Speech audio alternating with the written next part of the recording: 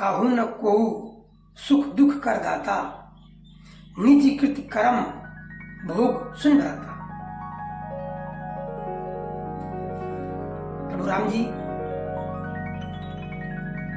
भरत जी को समझा रहे हैं कर्म फल की विशेषता, कर्म फल का सिद्धांत बता रहे हैं कि भाई काहू न को सुख दुख करता था।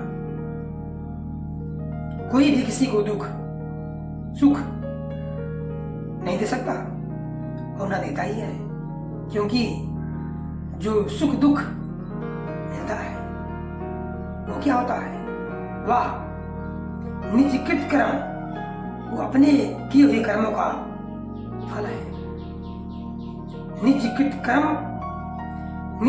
कर्म भोग सुन भराता।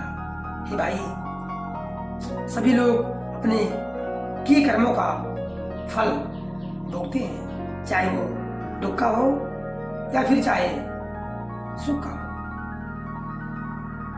इसलिए कर्म के मूल सिद्धांत को, कर्म के मूल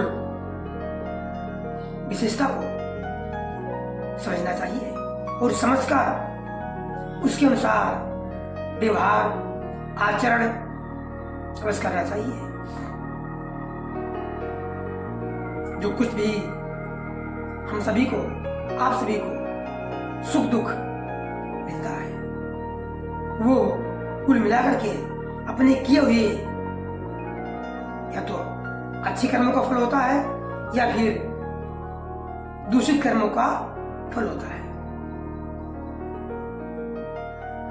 इसलिए हमें अपने व्यवहार में सुधार लाते हुए, आचरण में सुधार लाते हुए अच्छे कर्म की अपेक्षा करनी चाहिए और अच्छे कर्म को ही करना चाहिए, क्योंकि यही नींव है। जब हम वर्तमान में अच्छे कर्म करेंगे तो जो उसका फल बनेगा अच्छा बनेगा। इसके विपरीत दूषित कर्म करने से उसका फल बुरा बनता है।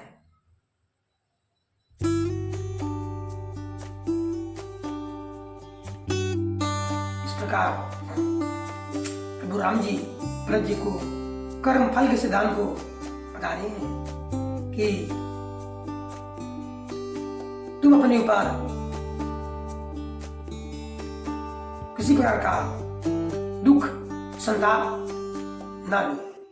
इसलिए आप सभी से भी निवेदन है, प्रार्थना है कि अपने कर्म को सुधारते हुए, अच्छे कर्म की अपेक्षा करते हुए हमेशा